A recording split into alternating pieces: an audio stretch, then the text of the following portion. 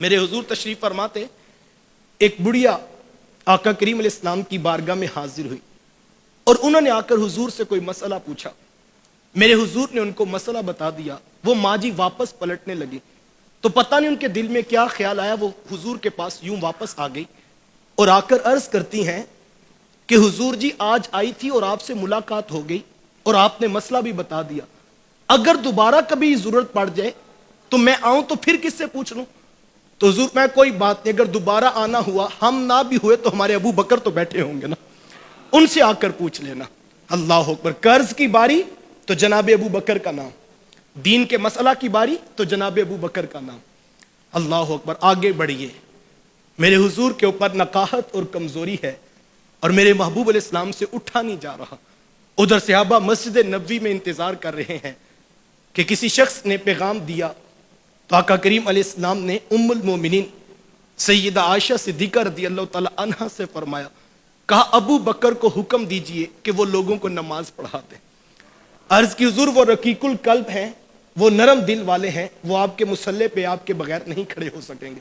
حضور میں ابو بکر کو حکم دو کہ وہ لوگوں کو نماز پڑھا دے. اور ایک مقام پر فرمایا کہ کسی قوم کے لیے جائز نہیں کہ ان کے درمیان میں ابو بکر موجود ہو اور کوئی اور مصلی پہ کھڑا ہو جائے. قرض کی باری تو جناب ابو بکر کا نام, دین کے مسئلہ کی باری تو جناب ابو بکر کا نام, مصلی امامت کی باری تو جناب ابو بکر کا نام. اس سے آگے کی بات سنیے. میرے حضور تشریف فرماتے صحابہ بیٹھے تھے اور مجلس کا انداز یہ بتایا جاتا ہے کہ جب حضور جلوہ فراز ہوتے تو میرے حضور کی دائیں جانب جناب ابو بکر بیٹھے ہوتے اور بائیں جانب حضرت عمر رضی اللہ تعالی عنہما بیٹھے ہوتے. یہ مجلس کا انداز بتایا جاتا ہے. اچھا, صحابہ فرماتے کبھی ایسا بھی ہوتا کہ محفل پر خاموشی چھائی ہوتی اور کوئی بات بھی موضوع سخن نہ ہوتا, سب صحابہ چپ کر کے بیٹھے ہوتے, خاموش بیٹھے ہوتے. ہوتا نا بعض اوقات محفل میں کوئی بات نہیں چل رہی ہوتی, سارے چپ بیٹھے ہوتے. صحابہ فرماتے محفل پہ خاموشی چھائی ہوتی تو پھر کیا ہوتا, حضور اپنا رخ کرم دائیں جانب جناب ابو بکر کی طرف کرتے. پہلے حضور حضرت ابو بکر کو دیکھتے, پھر حضرت ابو بکر حضور کو دیکھتے. پہلے حضور مسکراتے, پھر جناب ابو بکر مسکراتے. صحابہ فرماتے ہمیں مسکراہٹ کا راز تو سمجھ نہ آتا, لیکن دونوں شخصیات کو مسکراتا دیکھ کے ہم بھی مسکرا لیتے. کہا پھر حضور رخ کرم بائیں جانب جناب عمر رضی اللہ تعالی عنہ کی طرف کرتے. پہلے حضور مسکراتے, پھر جناب عمر مسکراتے. فرماتے ہمیں مسکراہٹ کا راز تو سمجھ نہ آتا, لیکن دونوں شخصیات کو مسکراتا دیکھ کے ہم پھر مسکرا لیتے. میرے امام بولے جس کی تسکین سے روتے ہوئے ہنس پڑے, اس تبسم کی عادت پہ لاکھوں سلام. اللہ اکبر. مسکرا بھی لیجئے, یہ بھی حضور کی سنت ہے. اللہ اکبر. غریب صحابہ نے پوچھا تھا نا کہ حضور ہم تو اتنے غریب ہیں, مال خرچ نہیں کر سکتے. امیر صحابہ اتنا مال خرچ کرتے ہیں اور اتنی نیکیاں کما لیتے ہیں, اور ہمارے پاس تو اتنے درہم اتنے دینار نہیں ہیں. تو حضور فرمایا کہ تم اتنے غریب تو نہیں ہو کہ تمہارے لبوں پہ مسکراہٹ بھی نہیں آ سکتی. اپنے مومن بھائی کو مسکرا کے دیکھ لیا کرو, اللہ کے ہاں یہ بھی صدقہ لکھا جاتا ہے. رک کر جملہ کہنا چاہوں گا, یار کسی مومن کو دیکھیں تو صدقے کا ثواب ہوتا ہے. ذرا مجھے بتائیے نبیوں کے امام کو مسکرا کے دیکھیں پھر کون سا ثواب ہوتا ہے؟ اور حضرت ابو بکر حضور کو مسکرا کے دیکھ رہے ہیں. مجلس کا انداز یہی تھا کہ دائیں جانب جناب ابو بکر بیٹھتے, بائیں جانب حضرت عمر رضی اللہ تعالی عنہما بیٹھتے. صحابہ فرماتے کہ ایک مجلس لگی تھی, کوئی شخص حضور کی بارگاہ میں کھجوروں کا تحفہ لے کر آ گیا.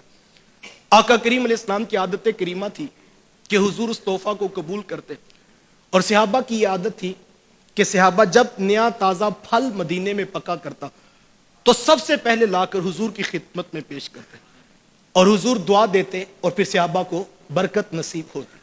بلکہ ایک روایت میں نے پڑھا ہے کہ جب مدینے میں نیا کھجور کا پھل پکتا تو میرے حضور چوم کر وہ آنکھوں کو لگاتے اور حضور فرماتے کہ اے عائشہ جب مدینے میں تازہ پھل پک کر آیا کرے تو مجھ محمد کو مبارکباد بھی دیا کرو. تو یقیناً تازہ پھل نیا پک کر آتا تو صحابہ حضور کی بارگاہ میں پیش کرتے.